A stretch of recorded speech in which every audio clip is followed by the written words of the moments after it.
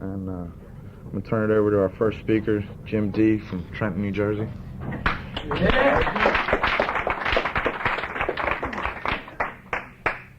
The meeting's being bugged.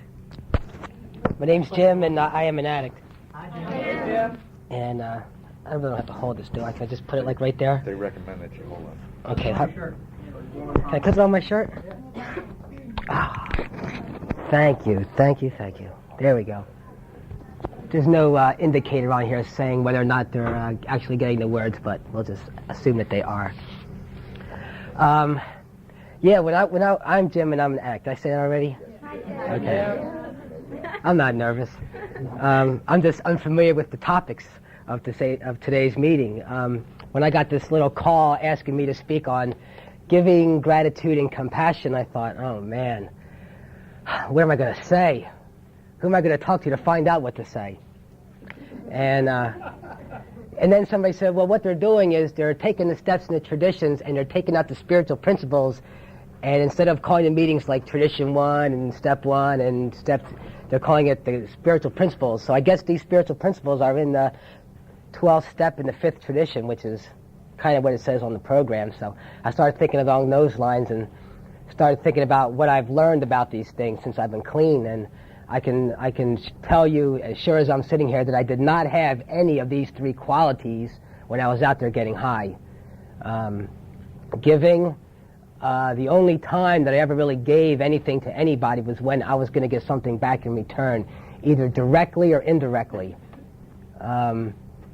Usually indirectly. I always wanted some kind of recognition for stuff that I did for people. And gratitude, I think I had that the least. And the insanity of my situation was that, when I was out there using, I was fortunate that I always had a job, I always had an apartment, I always had a car, I always had people around me, people that cared about me and people that loved me. I always had a lot of money and I always had a lot of things. But on the inside, I hated myself so much, and I didn't understand why I had the things that I had. When I was growing up, I'm the oldest of 6 kids. And right from there, I was like the oldest, and I was the strongest, and I was the biggest, and it was always my way. And I grew up that way, always in control. And being the oldest, and I guess I always felt like I was my mother's favorite, I always got everything that I wanted. And my brothers and sisters got all the leftovers. And, my parents sent me to college and they paid for everything, and, they got me a car. I mean, all this stuff was handed to me, all my life. I never really had to work for anything. And I just didn't understand it. And I looked at, my next youngest brother and how, he always got in trouble, and he was always getting arrested, and he got kicked out of school, and all this bad shit happened to him. I couldn't understand why, my life seemed blessed, and, everybody else seemed like it just didn't seem fair, and I could never understand why that was. And I was never grateful for anything that I had. I might have said thank you for things, but I never really felt what gratitude was. And compassion, I don't even know if I knew what compassion was. I used to because when I was growing up, I was like the fat, ugly kid that everybody used to make fun of when I was in school. And when I grew up, I started making fun of people if they were fat and if they were ugly, or whatever I could find wrong with somebody, I would try to make a joke of it. And I don't think that I was intentionally trying to hurt anybody. It's just that part of my personality was that in order to get you to like me, I had to make you laugh. And if I had to make you laugh at somebody else's expense, I would do that. I would make somebody laugh at my expense. I was always the butt of my own jokes, but I could only go so far mocking myself out. I eventually had to start looking for new material, and everybody was subject. Everybody was a possible victim in my life. I never, my friends, the people that I was closest to, when I was growing up in my neighborhood, you didn't talk about feelings, and you didn't tell your friends that you loved them. You didn't say things like that. It was just not cool. You just used to mock them out and joke, and the more you got on somebody's case, that meant the more that you liked them. That's how I equated caring for my friends. The more I gave him abuse, I was giving him attention, negative attention, yes, but nevertheless it was attention. That was my way of saying, I care about you. I'll abuse you. I'll make fun of you. And I don't know if people treated me as bad as I treated them, but when I got clean and I started thinking about how I lived my life and what I had done to some people, I really started to feel bad. I really started to feel like if anybody said the things that I said to people, if anybody said those things to me, or if anybody had done the things that I had done to other people, if anybody had done them to me, I would feel really hurt. And I've always been a real sensitive person. I cry when I watch MASH, or the Waltons or Little House on the Prairie. I cry when I watch them shows. Whenever I see any kind of emotional pain, I start crying. I didn't do that when I was using, though. I wasn't capable. I wouldn't let myself do that. When I got clean, I didn't get clean to get clean. I didn't come into recovery to stop using drugs. I came in to stop hurting because my life was so screwed up and I was in so much pain. I wanted to die, but I didn't have the guts to kill myself. So I went into this place because I don't know why. I just went there. And they told me about recovery and the 12 steps, and I started going to meetings, and people started welcoming me, and this was like my first, now that, I've been using drugs every day for 10 years, and I knew that the people in my life loved me, but I wasn't able to love them back.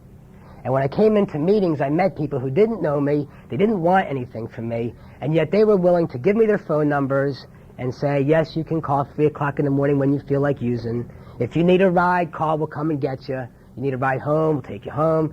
You want to go out to the diner with us, you don't have any money, we'll pay for you, don't worry about it, just come with us. And I didn't understand this. I thought that I was going to have to do something to get you people to like me. And now that I was in recovery and I started at the diner war stories, the can you top this war stories of early recovery. I got into that heavily. But one of the things I didn't do was I didn't abuse the people that I was with. I knew that I better not push it. I wasn't going to mock anybody out if they were fat or ugly or anything. And when I went to meetings, I thought that all of this was funny. I mean, the first meeting I went to, when somebody raised their hand and said, "My name's so and so, and I'm an act," and everybody said, "Hi, Joe," I just started laughing. I thought, "Oh, what a bunch of assholes! What is this? What is this stuff?" And people were talking about God and spirituality and all this stuff, and I was sitting there detoxing, thinking, what am I getting myself into? After I started clearing up, I realized that these people were for real. These people were serious. And they cared about me, and I didn't have to do anything. I got a sponsor, and he told me to call him every day around 11 o'clock before I went to bed, just to check in with him. And I used to call him every day, and I would talk to him for 45 minutes to an hour, nonstop, blah, blah, blah, blah, blah, blah, blah. And he would just sit there and listen and go, and every once in a while he'd throw something in it sounds like you're getting better, or, always something positive, always something constructive. He never threw anything negative, or maybe you should do this, maybe you should do that. He was always saying, real positive things to me. A couple years later, I realized that during those times he was a student and he was studying and doing his homework while he was on the phone with me.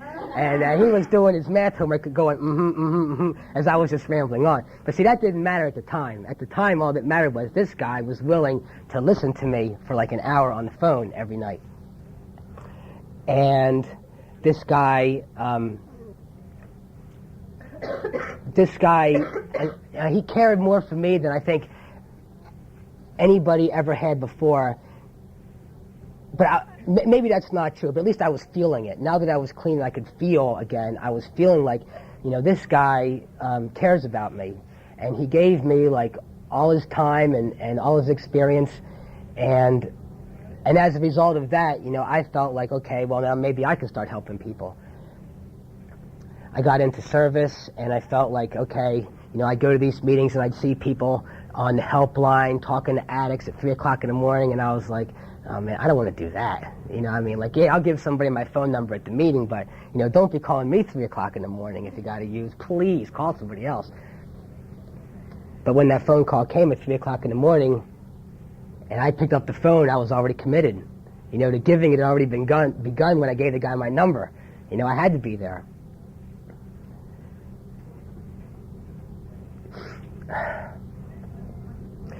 And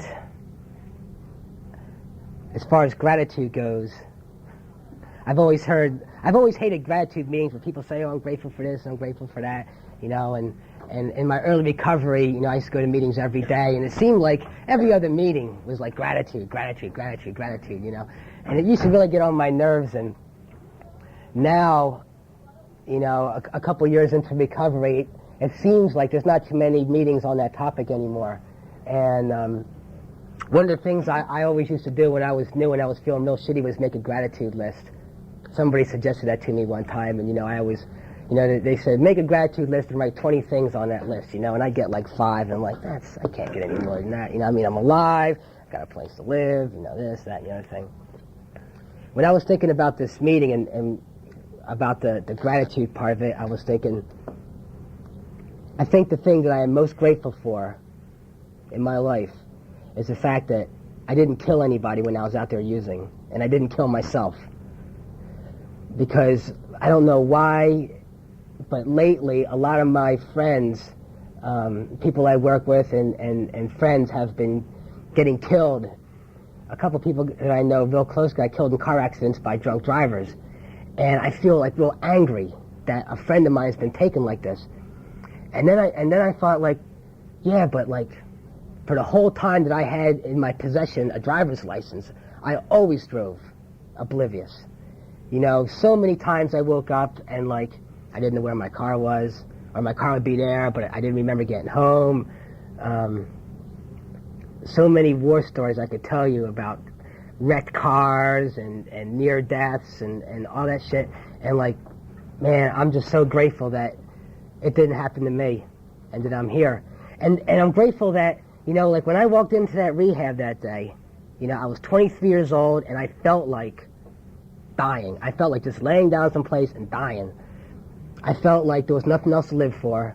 I felt like just a big void. And since I've been clean, the things that have happened to me, the places that I've gone and the people that I've met and the things that I've done are just, I could just write lists of people that I've met that had I killed myself, in those last days of my using, I never would have met. Real friends, the people that I live with today, my roommates, 4 of us share a house, and like these guys are like my family. I have like a brothers and sisters and mom and dad kind of family, but that's not really my family. NA is my family, and these people, I just love them so much.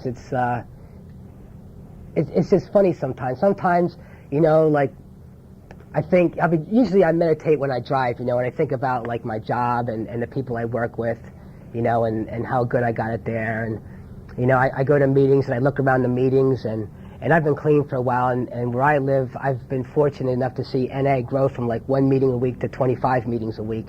And there's like hundreds of addicts getting clean.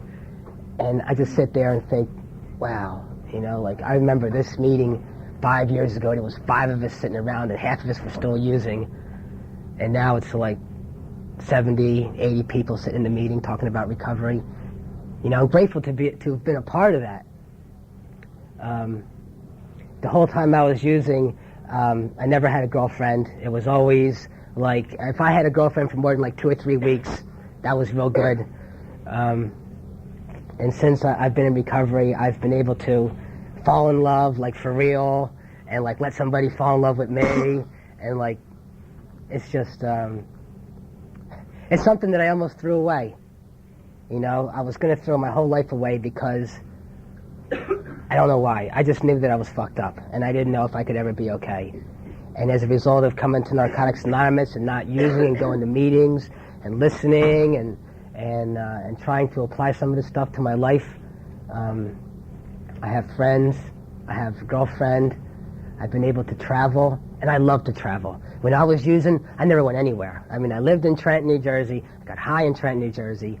4th of July, I came to Washington for the smoke-in. That's one thing I always did. And I always went to New York City on St. Patrick's Day. Got shit-faced with the drunks. Those are the only places I ever went.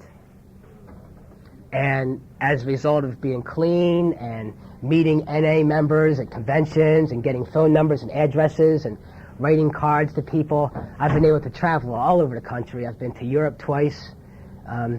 I went to a meeting in Dublin 2 years ago, and I heard there was going to be a dance it was like a fundraiser for their convention, and I went there, and I didn't have a place to stay. I was going to stay in like a B&B, and I went to this meeting, and they said, no, the dance is canceled. And I said, but it's Saturday night. They said, well, we're going to have it Sunday night. I said, you can't have a dance on Sunday night. They said, why? Nobody works here. Apparently nobody in the fellowship works in Ireland, so they can have dances every night of the week, and it doesn't matter. Nobody's got to get up the next day. And I was like, well, what are we going to do? And one of the guys said, well, a bunch of people are going to come from my house and watch videos. You're welcome to come.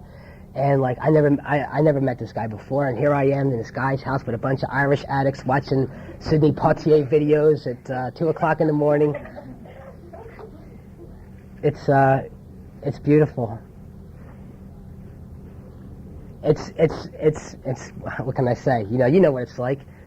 Once you've been clean for a while and you realize that the desire to use drugs is gone, and you realize that the future is like endless. You want to go back to school, go back to school. You want to change your job, you want to move across the country. Everywhere you go, you got instant friends. You walk into a meeting, say, hi, I just moved here, can I get some phone numbers? They pass around a meeting list, you got 50 phone numbers. It's great. And as a result of people being able to love me and care about me, I am in the process of being able to care and love other people too. And I guess that's where the compassion part comes in. Because compassion, I wanted to look it up in the dictionary because I don't even know if I really know what it means, but for some reason, like, the word empathy pops into my head. The empathy is the thing that, like, I know how you feel because I felt that way. It's that feeling that I get when I walk into a Narcotics Anonymous meeting and there's a newcomer there and they're hurting, and like, I know exactly where that guy is because I was there myself a couple of years ago. And like, it doesn't matter like what color or how old or what background or what religion, none of that stuff matters. The fact is that this guy or girl is an addict and they're hurting and they need help, and like, I know how they feel. I've been able to really allow a lot of different kinds of people into my life. Like I said in the beginning, I really used to abuse people close to me at any expense. Whatever group of people I was in, if we were talking about like black people and they were all this, I was like right in there saying all that. If we were in another group of people talking about gays and all gays were this, I was right in there talking about that. If if I was with a bunch of Irish people and we were talking about how fucked up the British were, being in Ireland, I'd talk about that. I went to Washington to an anti-Iranian rally and was waving a flag, throwing eggs at Iranian. I turned around and went to another anti-marijuana protest and was burning a flag and ripping it to shreds. Didn't matter. I didn't care. Whatever was happening at the moment, I would do it. I had no principles. And as a result of coming to meetings and like sitting here listening to people and, taking the risks of letting other people be who they are and not prejudging them, and being able to listen to people and like forget about like the outside appearance and just listen to the feelings, I've been able to realize that all people are basically the same. I had a really beautiful experience, and I'm going to have to end with this because I think I'm going over.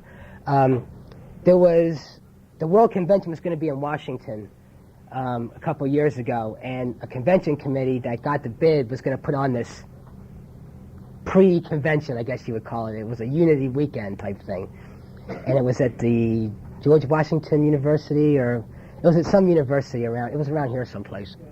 And I was from Trenton, and I came down, and when I got here, I realized that you couldn't stay at the university. You had to stay with the local fellowship. And I wasn't prepared for that. I was prepared to stay in like a dormitory. And this guy, his name was Ron, he said, you can stay with me. And he was a black guy, and I didn't have a problem with that. And then we started driving. I started following him. He had a van, I had a van. We started driving through Washington. And we started driving through neighborhoods, and I started to get scared.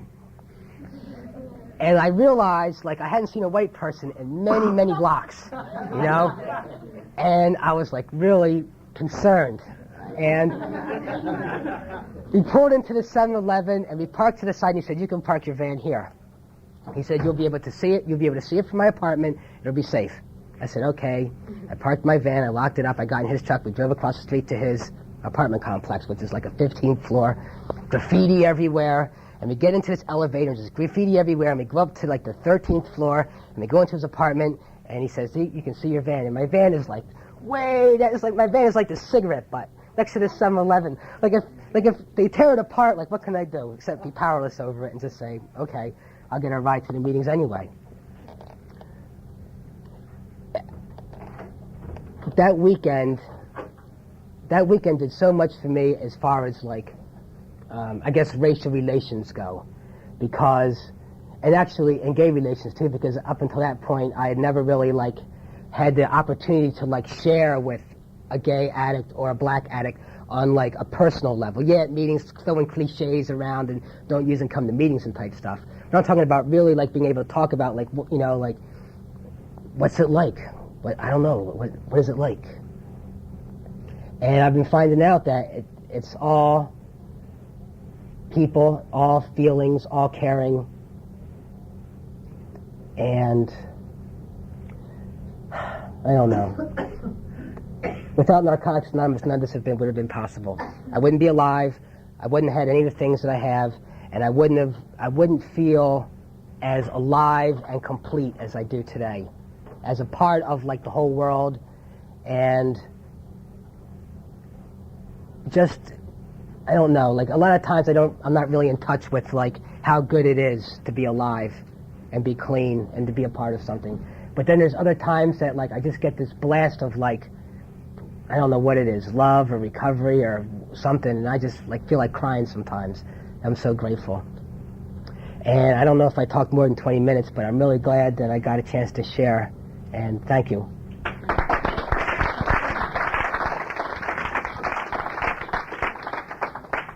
I'd like to introduce our second speaker for this afternoon, Susan B. from Frederick, Maryland.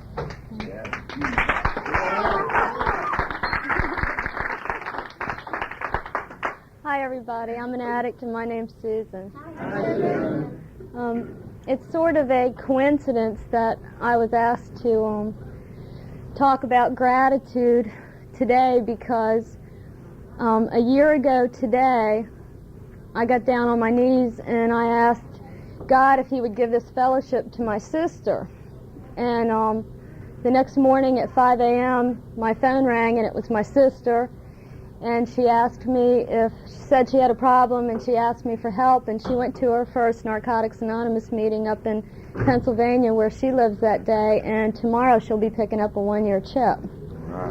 So I figured I'd say that while I was in here because I didn't think it was one of those coincidences that I was talking about gratitude today. And you know, the funny thing was when I had prayed about that a year ago, I sort of made a bargain with God. And I know it doesn't say in the steps anywhere that you make a bargain with HP, but I did.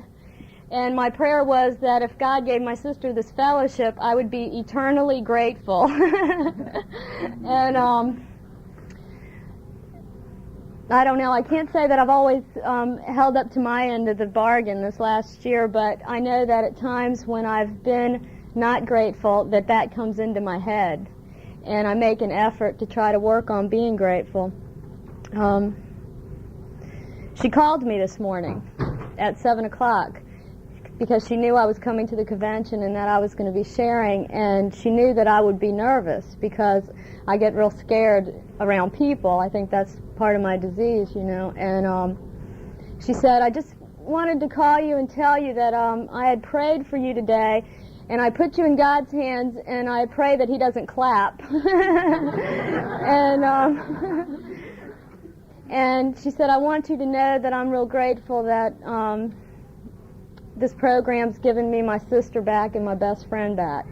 And that's the way I feel, too. I owe my life to this program, my sister's life, and my relationship with her. I do have my sister back today. before I found this fellowship, I had no concept of what gratitude was. I don't think I ever considered gratitude. I don't think the thought or the concept ever entered my mind. I was too self-absorbed, I spent too much time worrying about me, what other people thought of me, what I could get from other people, what other people were going to do to me, or what I was going to do to other people, and the concept of gratitude never really crossed my mind. I remember the first time I felt gratitude in this fellowship.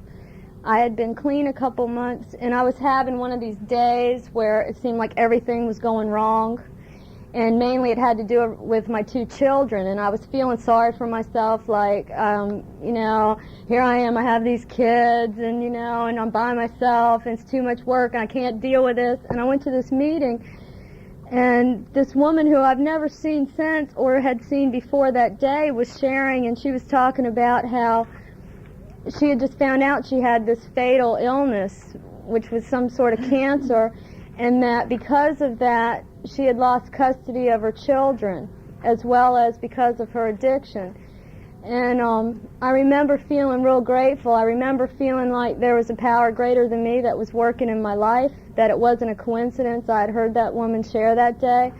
And I remember feeling grateful for the fact that I had my kids with me and that I could have lost them in my addiction. I can relate to what Jim was talking about. When I came into the program, the people in Narcotics Anonymous literally detoxed me and took care of me and kept me clean right from day one. I never went through a rehab. I never went through a detox. I got clean in NA. And, the end of my addiction, I was ready to blow my brains out in my house, and for some reason I decided to call this number I had gotten from somebody who was in Narcotics Anonymous, and this person spent $11.50. He told me about that on my 2nd anniversary, and took a taxi over to my house and got me out of my house and cleaned all the drugs and paraphernalia out of my house and brought me to a meeting. And the people in the program started taking me to meetings every night. They were there at 3 in the morning when I was going through withdrawals and hearing voices and stuff. I'd call them and they'd talk me through stuff like that, and they're still there for me. Learning about caring and compassion, I think that it was shown to me first. And, I know I didn't care about myself. I really, at the end of my addiction, didn't care if I lived or died. I basically started caring about staying clean because of my children, and it wasn't because I cared about whether I lived or died. But the people in the program, like that saying everybody says, they cared about me before I could care about myself. I also think a lot about sponsorship when I think about these subjects.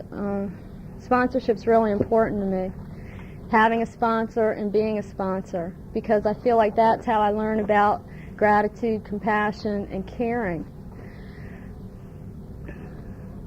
I was reading the 5th tradition a couple weeks ago. It's funny because I really didn't have any concept that that's what they wanted me to share about, and I was just reading about gratitude and carrying the message, and that led me to the 5th tradition, where that's what it talks about. And it says in there that our primary purpose is to carry the message to the addict that still suffers, and that the message is that any addict can stop using, can lose the desire to use, and find a new way of life. And I've found all those things, and I didn't think it was possible. I sponsor a lot of people. Sometimes I think maybe I sponsor too many people because other people tell me that. But I don't really feel like I do. I feel like I need the people that I sponsor to help me stay clean. The funny thing about it is that by having the relationships that I do with the people that I sponsor, and by hearing them share with me things about themselves, they tell me when they share their fist up with me, or they tell me about something that happened to them, and it's something that happened to me, and they talk about their character defects, and they're my character defects, and I can realize that I care about them and I love them anyway, in spite of those character defects and in spite of the things that they've done and the things that have happened to them, then it makes me realize that maybe I can be lovable too. Maybe I'm not that bad. Maybe I'm not the awful person that I've always thought that I was. And maybe I'm not unique. And I used to hate it before I came into the program. People would say, well, you can't love another person until you learn how to love yourself. And I had sort of decided, well, I was never going to be able to love another person because I hated myself. And I found that that's not true. I found that through loving other people in this fellowship, through sponsorship, and just trying to help out somebody who has one day clean or a whole lot of days clean, but just somebody who needs help and is sincere about recovery, that I can learn how to care about myself. And I was relieved when I started learning that, because I thought that I could never care about myself. And today I do, and that's through sponsorship and through this program. As far as giving goes, I had a sponsor when I first came in the program, and she told me anytime anybody in this fellowship asks you for help, if they're sincere about getting clean, you help them. And I said to her, well, how will I know if they're sincere about getting clean? And she said, you'll know. And she's right. You know, after you get some time in, you know. And, you know, I try to do that today. If somebody asks me for help and I can do it, I try to do that. And I get a benefit from it. I'm the one who benefits from it, because it helps me to get out of my head. It helps me to get out of my self-absorption. Helps me to look at somebody else and focus on them. I'm not going to go through a list of, you know, things that I've gotten from this program, because it would be impossible for me to do that. The important things that I've gotten from this program aren't the material things. They're things like having a relationship with the God of my understanding, which I never had before I found this program, and the people that are in my life today, which I believe are, you know, sort of HP working here, where we can see it.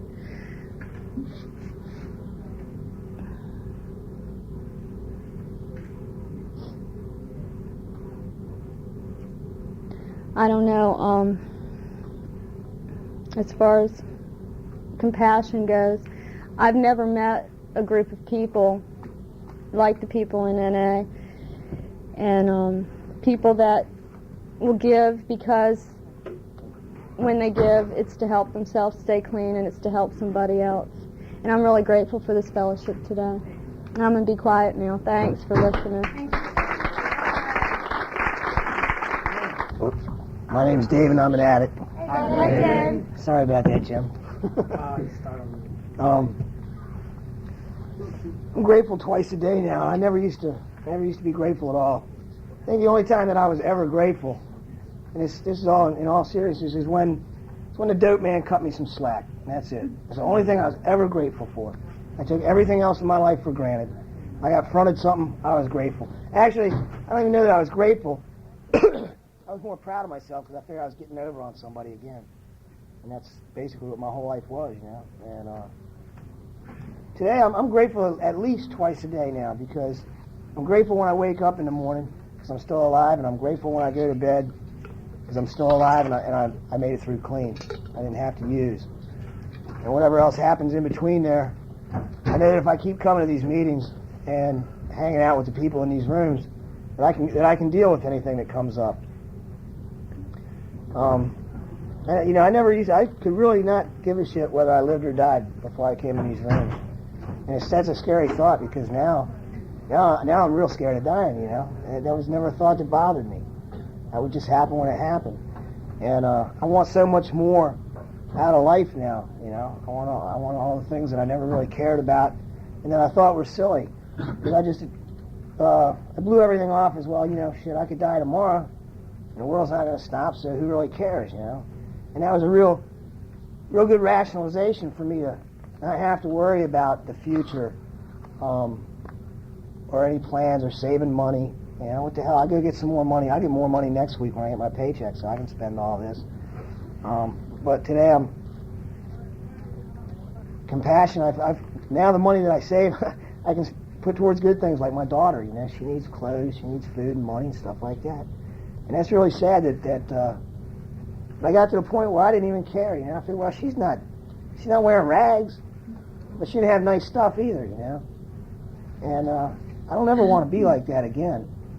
And compassion is something that the people in these rooms feel for me and for each other, and that's real important to me because the whole time I was using for 16 years, I was trying. Even before that, I was an addict from birth, and always trying to be accepted, you know, and do whatever it took to be accepted.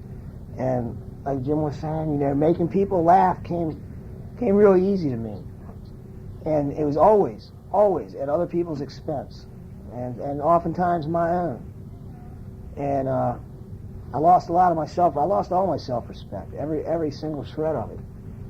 And coming in these rooms, I'm starting to get it back. You know, it's a long road, but I realize now that I don't have to be the center of attention. You know, I don't have to be accepted. I can just be myself. And I'm finding out I can still make people laugh, and it doesn't have to be at other people's expense. That was something that was given to me. I don't know, and I just took it for granted as a way to manipulate people. And somebody pretty close to me once told me that that kind of personality can be a gift, you know. And I never used it for anything. It should be used to make people feel good, you know, not to be accepted. Because I got to be accepted for what I am. And with this program, I can find out who I am. Something that I had no idea of when I was out there using. And it's still real sketchy, believe me. But it's coming together a little at a time, you know. I'm finding out that I can care about people. That's something that I never. It's sick, but I used to be really proud of that I could give a shit about anybody. And obviously it's true because I gave up caring about my daughter. And that's a part of me, and it's really sad. But I'm grateful today for a lot more than just being alive. I'm grateful for a chance to grow and to find out who I am. And I know as long as I keep coming back here that I'll do that. But if I go back out, I'll be right back in the same old shit. And I don't see how that's any choice there. You know, this is the way it is. I want what you people have. You know, I see happy faces, and it means a lot to me. So thanks for letting me share. It's Doug, and I'm an alcoholic and drug addict. And I really feel good to be here. I need a convention really bad. I've been one for a long time. And the reason I came to this meeting because I haven't had much gratitude lately. I've been under a lot of stress, and you know, I get caught up with life too much, you know, and I forget like exactly how fucked up I was, you know. I was pretty much hopeless, you know. And you know, it's like about a week ago I went to this candlelight meeting over at a friend of mine's house, and I had a chance to look back at my life, how it was about 6 or 7 years ago. And I just felt so hopeless before I got to these meetings, you know. I just felt like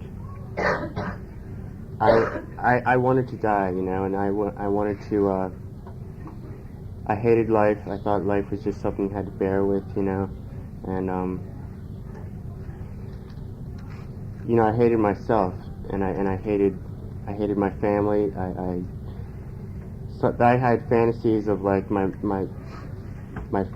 parents dying and stuff, and then I'd get all their money or something, you know, and you know, I mean, it's like sick shit, you know. I mean, I'm sure a lot of people could have thought that, but I mean, but just by coming around these meetings, I've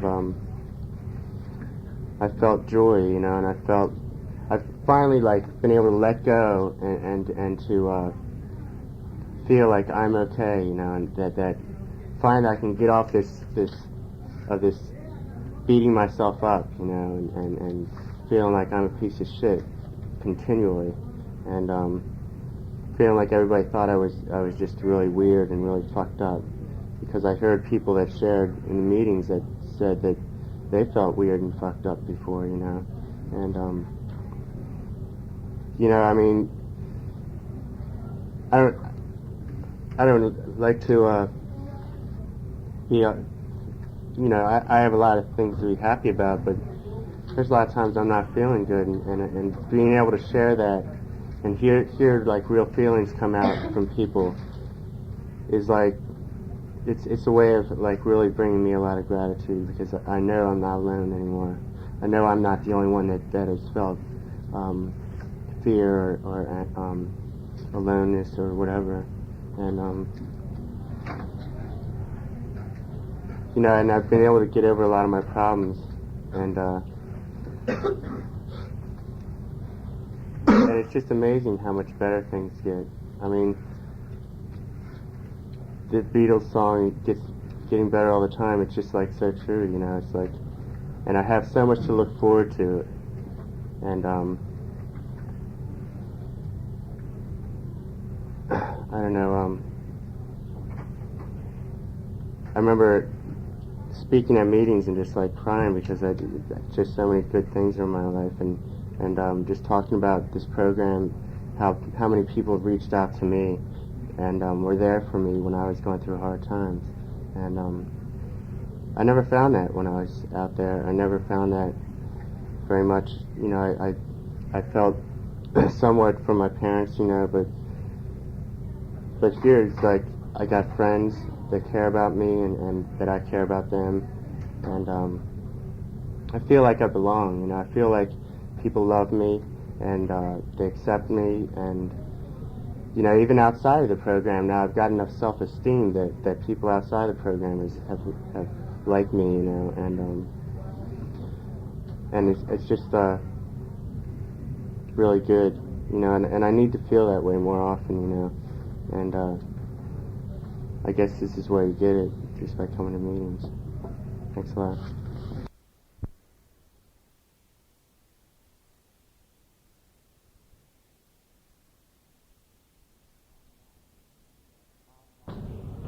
Hi, I'm Natick. My name is Jay. I've been to 2 meetings since I've been here on courage, and there's someone in this room today that's given me a lot of courage just listening to him. I think that's the only reason I'm sitting up here now.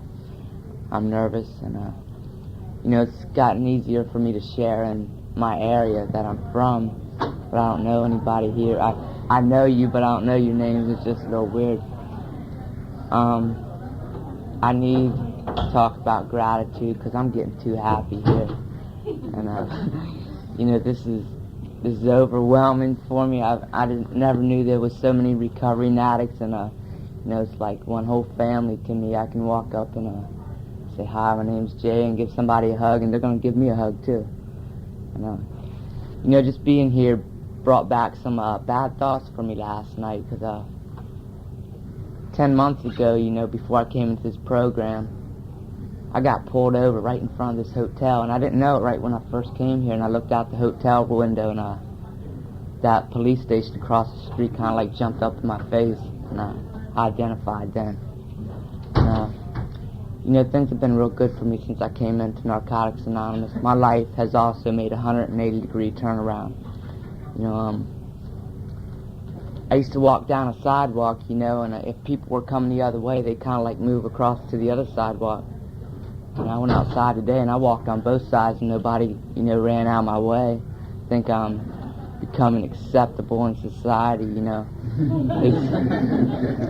You know, I had long hair, and I wore a leather jacket and boots and holey jeans, and you know, people would look at me and say, there's trouble, and they would want to get away from me. You know, I walked outside today, and somebody gave me a hug, and I just started thinking about that. You know, people used to walk on the other side of the sidewalk. It doesn't have to be that way no more. I got a lot of gratitude, and I called my mom up, and I shared some with her, you know, because I'm happy, and I know it makes my mom happy when I'm happy. Before I got into this program, I couldn't even talk to my mother. You know, I tried to call her, and first thing she would say is, what do you want? Because that'd be the only time I called her, when I want something. But, you know, she said, hello, how you doing? And, you know, I asked her how she was doing. That was a big change for me, you know, instead of can I have some money or this and that. And you know, I've learned how to care about other people today. Because when I walked in the rooms, you know, I thought everybody in here was crazy. You know, they didn't know me. I felt like the lowest piece of scum on the earth, and I probably was. And they said, "I love you, keep coming back," and they gave me hugs, and I'm like, I'm in the wrong room. These people just don't know me. And they started talking about God. And, you know, I've never been real religious or anything, but there was always a God to me when I was in trouble. You know, I spent a lot of time in jails and institutions, and before those court dates came up, I'm like, please, God. And that was the only time I used him. I use him every day, the God of my understanding. And, I choose to call him Jesus Christ today, JC. Those are my initials, so we get along good. And, you know, I got to use the people in these rooms every day because I'm still a sick person. And I get a lot of sick thinking. And I get a lot of bad feelings. And, you know, someone told me to let someone know how I feel all the time. And it's been working for me. You know, I don't have to medicate my feelings. I don't have to medicate my thoughts. And, you know, I don't care what people think about me today because I like myself today. And that's gratitude for me because, like I said, when I first came in here, I thought I was the lowest piece of scum on the earth. I'm finding out who Jay is today, and I'm not a bad person. I got to look myself in the mirror every day and tell myself I'm sick. And that's every morning. You know, I got this wall-length mirror. I got to look in it, not just at my face, but at my whole body and say, Jay, you're sick. And, you know, then sometimes I can turn around and go eat my Wheaties and say, but you're getting better. And I know I'm getting better today.